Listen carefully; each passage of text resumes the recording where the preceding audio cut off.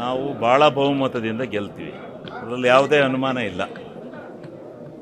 Meeting ಆಯ್ತು sir, ಸುದೀರ್ಘವಾಗಿ ಏನೆಲ್ಲ ಚರ್ಚೆ ಆಯ್ತು? ಸುದೀರ್ಘವಾಗಿ ಚರ್ಚೆ ಹೆಂಗೆ ಗೆಲ್ಲಬೇಕು ಅಂತ ಕಾರ್ಯರೂಪ ತಂತ್ರ ರೂಪಿಸಿದ್ದೀವಿ. ಚುನಾವಣೆ ಅಂದ್ರ ಮೇಲೆ ತಂತ್ರಗಾರಿಕೆ ಇರುತ್ತಲ್ಲ, ಏನ್ ಸರ್ ಬಿಜೆಪಿ ಸೋಲ್ಸಕ್ಕೆ ಏನೇನೆಲ್ಲ ಎಳೆದಿದ್ದೀರಾ? ಏನೆಲ್ಲ ಎಣೆದಿದ್ದೀವಿ ಅದು ಮೇ 3ನೇ ತಾರೀಕು ಬೂತ್ ಹೊಡೆದಲ್ಲೇ ಗೊತ್ತಾಗುತ್ತೆ. ಬರುತ್ತೆ ಎಲ್ಲಿಗೆ ಬಿಜೆಪಿಗೆ ಹೆಂಗ್ ಬರುತ್ತೆ?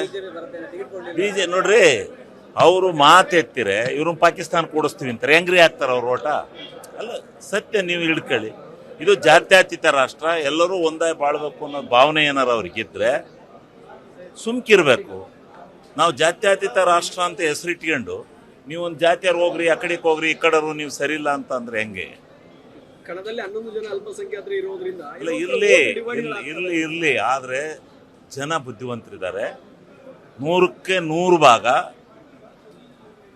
ಕಾಂಗ್ರೆಸ್ಸಿನ ಅಭ್ಯರ್ಥಿ ಗೆಲ್ತಾರೆ, ಅದರಲ್ಲಿ ಯಾವುದೇ ಅನುಮಾನ ಇಲ್ಲ. ರಾಹುಲ್ ಗಾಂಧಿ ಮೆಚ್ಚಿದಕ್ಕೆ ಕೇಳಕ್ಕೆ 10 ಕೋಟಿ 2 ಸಲ ಕೊಟ್ಟಿದ್ದಾರೆ. ಅದೇ ದುಡ್ಡನ್ನ ಕರ್ನಾಟಕದಲ್ಲಿ ಯೂಸ್ ಮಾಡಿ ಯಾರು ಕೊಟ್ಟದ್ದು? ಯಾರು? ಅವ್ರಿಗೆ ಇನ್ನೇನು ಕೆಲಸ? ಯಾವಾಗ ಕೊಟ್ಟದ್ದದ?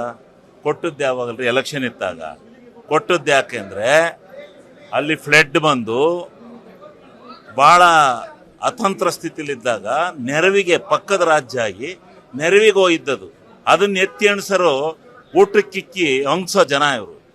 ಊಟಕ್ಕೆ ಯಾರಿಗಾರ ಇಕ್ಕಿ ಮತ್ತಿರ್ಗಿ ಹಂಗ್ಸೋ ಜನ ಇವರು ಬಿಜೆಪಿಯವರು. ಇವ್ರಿಗೆ ನಾಚಿಕೆ ಬೇಕು. ಇವ್ರಿಗೆಲ್ಲ ಸ್ವಲ್ಪ ಗೌರವದಿಂದ ಮಾತಾಡಬೇಕು. ಹೌದು, ಏನು ಅವ್ರಿಗೇನು ಪುಕ್ಕಟ್ಟ ಕೊಟ್ಟಿದ್ವಾ? ನಾವು ಸಂಕಷ್ಟದಲ್ಲಿದ್ದಾಗ ಯಾರು ಬಂದು ನಮ್ಮನ್ನು ಕಾಪಾಡೋಲ್ಲ ರಾಜ್ಯವನ್ನ? ಹಂಗೆ ನಾವು ಕೊಟ್ಟಿದ್ದೀವಿ. ಆ ಕೊಟ್ಟದ್ದನ್ನು ಹಂಗಿಸ್ಬಿಟ್ರೆ ಎಷ್ಟು ಮಟ್ಟಿಗೆ ಸರಿ ಇದು? ನೀವೇ ಯೋಚನೆ ಮಾಡಿ. ಯಾವ ಕುಟುಂಬ ಇಲ್ಲ. ಈಗ ಸಾಂಪ್ರದಾಯಿಕವಾಗಿ ಯಾರು ಮನೆಯವ್ರು ಸಾಯ್ತಾರೆ, ಅವ್ರ ಮನೆಯವ್ರು ಸತ್ತರಿಗೆ ಅವ್ರಿಗೆ ಯಾರ ಅವರ ಸೂಕ್ತವಾದಂಥ ಅಭ್ಯರ್ಥಿ ಇದ್ರೆ ಕೊಡೋವಂಥ ಪರಿಪಾಠ ಕಾಂಗ್ರೆಸ್ನಲ್ಲಿ ನಡೆದು ಬಂದಿದೆ. ಅದರಂತೆ ಈ ಸರಿ ಕೊಟ್ಟಿಲ್ಲ.